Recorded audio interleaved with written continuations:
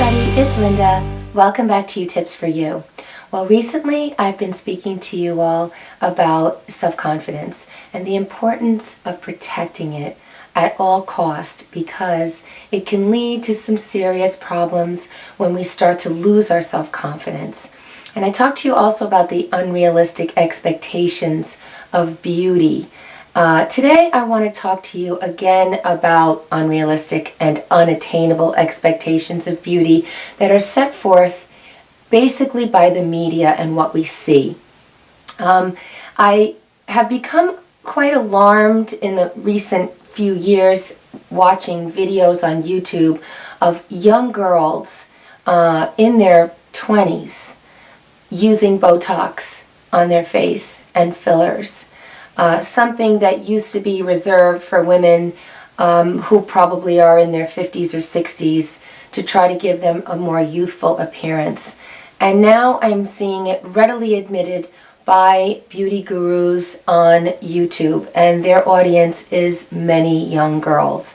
And I find that alarming because not only would you never even know if they are using Botox on their face because of the filters and the lighting, etc., you wouldn't even be able to tell. Plus, they're so young, their face doesn't really even have those kinds of lines.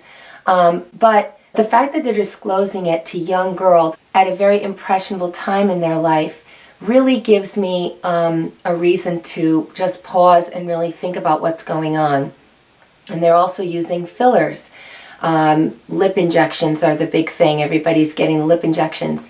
And while I don't want to judge anyone for doing what they want to their bodies, making themselves feel better, I want to offer you a different way to think about something like this before you undertake something that could potentially affect your health in an effort to try to alter your beauty or attain a level of beauty that's put forth in the media for women to try to live up to, a standard that is very difficult to achieve for many women. Because what if you have a limited budget and you can't afford expensive Botox or fillers, and you want to look like everybody else because you've deemed that to be what society feels is beautiful? That can cause a woman to turn to more problematic situations. She'll look for it someplace else that's cheaper. Perhaps the person will not be as skilled. This can lead to mistakes, health problems. And I'm not saying that if you find it somewhere that's a high cost, or even if you go to a plastic surgeon or you go to a reputable doctor, that mistakes don't happen, because they do. And you can do all the reading you want about it, and although it says a reaction or an allergic reaction is very rare, it can happen to you. Please be aware that increased demand often leads to a jump on the bandwagon mentality, giving rise to everybody wanting to get in this business in order to cash in on the latest gravy train. Many lack the proper training and skills, which can lead to poor results and health problems for unsuspecting patients.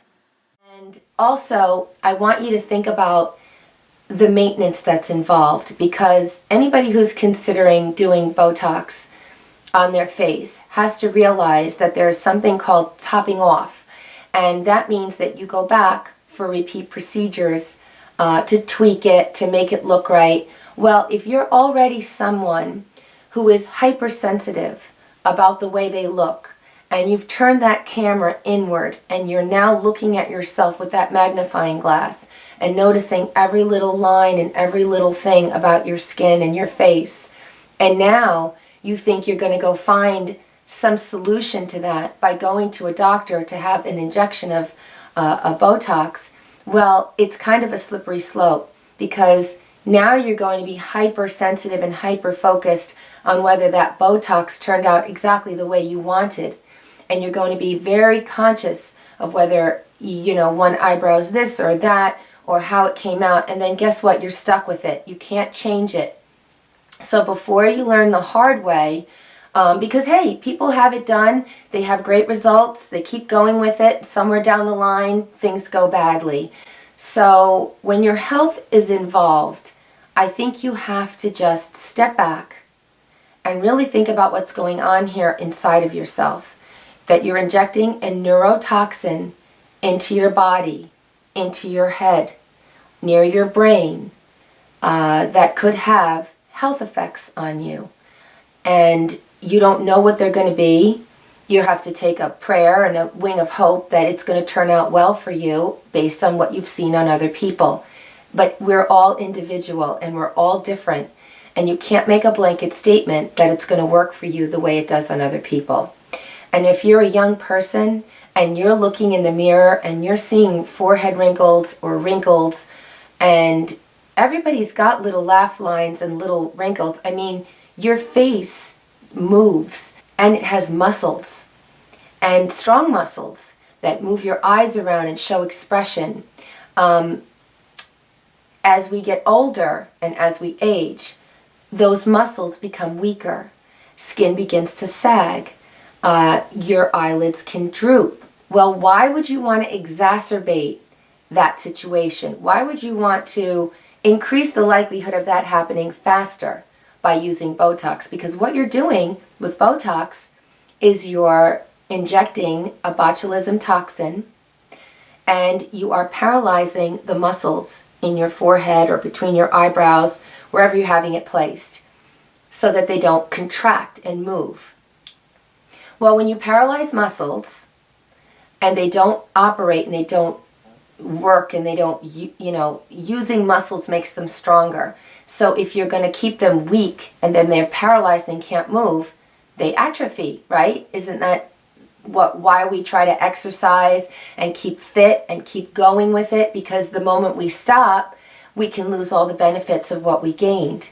So this is what you're doing to your face. You're paralyzing your face. You're paralyzing the muscles. Very often the forehead can droop.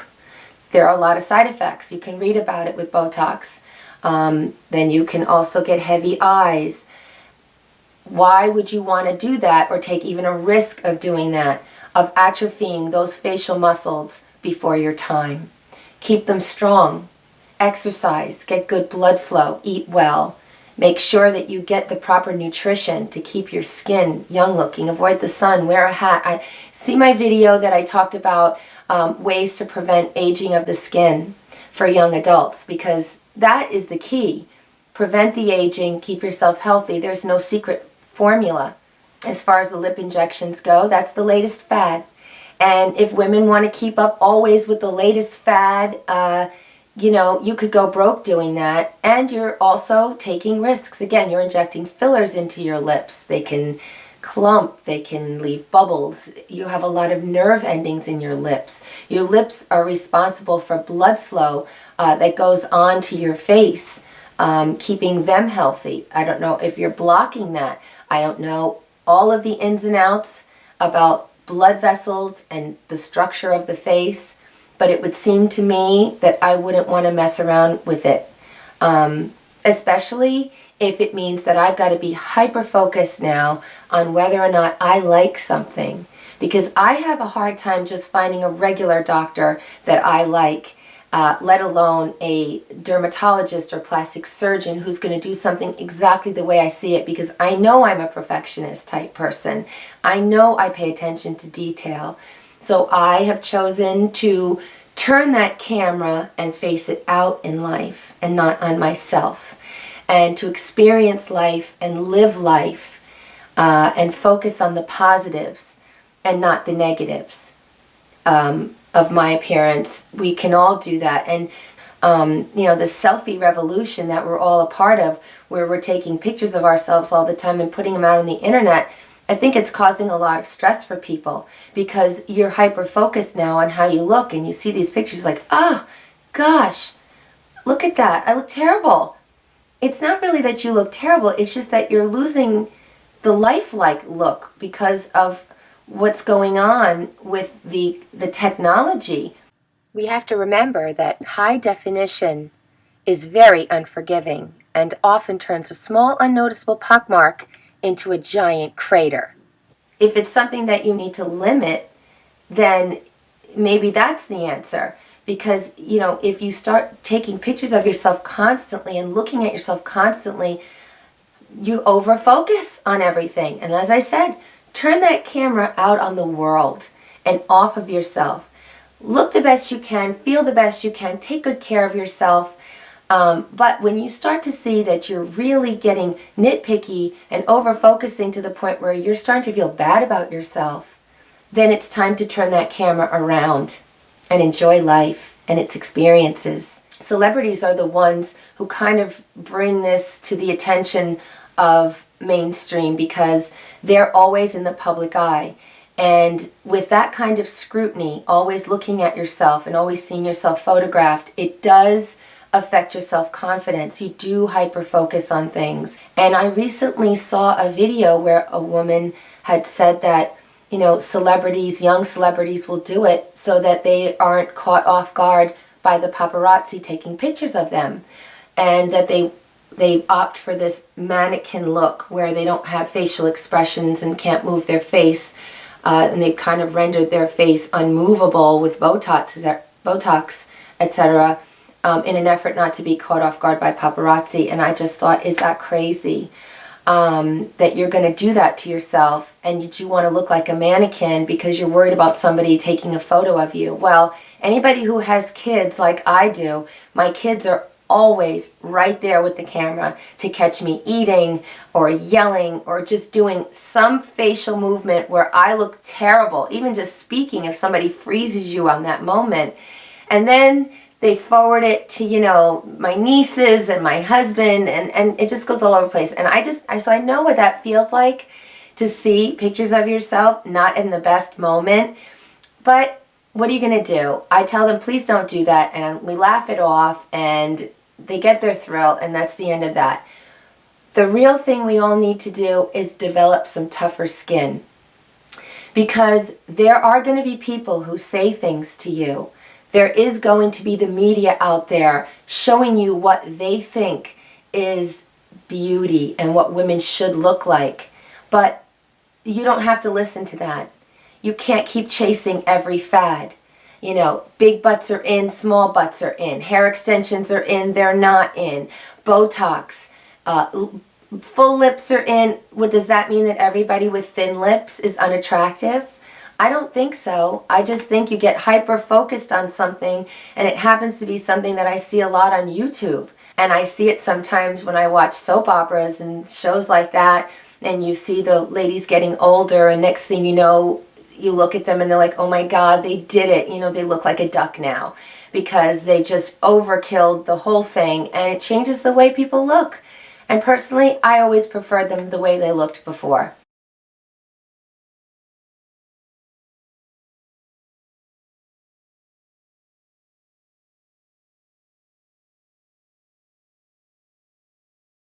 So I wanted to give you some food for thought.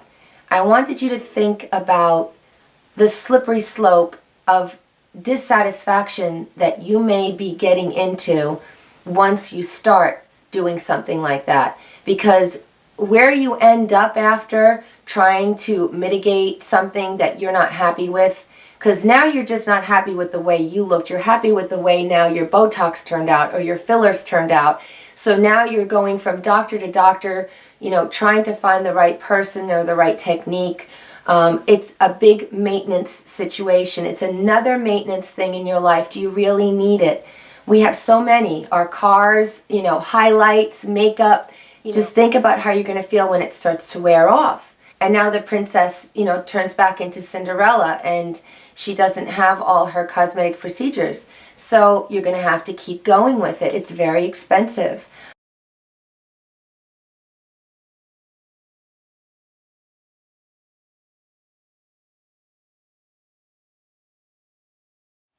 I think it's a better alternative to just work with makeup and find really good skin creams. Try to work on your skin that way. Use facial massage, bring blood to the air, exercise, stay hydrated. There are lots of things we can do that are natural that will really help you look better in not too short of a time without jeopardizing your health. I also want to point out that there are times in a woman's life where just because of where she is in life, the self-confidence does drop. You may be in puberty. Look, that's a time of change. Whenever people are in a time of change, it's often a difficult time to adapt and get comfortable with yourself, and puberty is one of those times, as is menopause. And menopause is actually the cessation of period, but there's that whole time before that. So that's perimenopause. And it can go on for sometimes 20 years, depending on a person. I mean, our hormones are unpredictable, and they have highs and lows, they fluctuate. So you get into that part of your life, and suddenly your hormones are causing you to feel more anxious. Maybe you develop depression. Maybe you see things differently than you used to. Maybe you turn that camera in on yourself, and now you're focused in on the way you look so much. That, of course, media is helping you along by showing you what they think is the standard of beauty. You're getting older, and unfortunately there isn't a lot in the media that's positive about getting older, except offering you Botox, and Juvederm and things like that. But really, if there were more positive statements about it, and I've got some coming for you, then I think we might think differently, because we have so much to offer as a woman in our later years that we didn't know or weren't experienced with as we were younger. We all need to just band together and share things, okay, because we can all help each other. So, whether it's a divorce that you go through, or a bad breakup, or like I said, a change in your hormones, these are all going to affect the way you feel about yourself, the way you look about yourself, and you're going to start searching for something to make you feel better. And people make a lot of money off of this. Doctors make a lot of money off of people's vanity and people's self-esteem, and you going to the doctor and trying to feel better about yourself by changing the way you look. It would be wonderful if everybody could recognize what they're doing and try to examine why they're feeling the way they do and work on that. Get through the struggle. Because change can often result in some struggle. We've struggled through our teenage years. Struggle through it. Get through it. Don't try to find a panacea like alcohol or drugs to make you fit in socially. Try to do it without that. Try to get through the changes, the difficult changes in your life, without doing something that's going to harm your health. Because you'll come out stronger on the other side, I promise you. You'll come out with ways to cope. If you don't get that resistance in life, that difficult situation, that uncomfortable feeling, you're not going to find a way to cope, and that will serve you. Learning ways to cope with things makes you stronger, makes you more resilient, makes you less apt to be affected when somebody criticizes you or says something negative to you, because you know what? You've developed a bit of a tough skin. You fought through it. You struggled through it, and you came out stronger on the other side. And women are very strong. We are strong people. We really are. We can raise children and deliver babies. We can, run homes, and we can have jobs and do it all at the same time. We are amazing. So we need to remember that, and don't let anybody tell you differently. Well, I really hope this video could help you. Again, I'm not judging anyone. You're free to do whatever you like.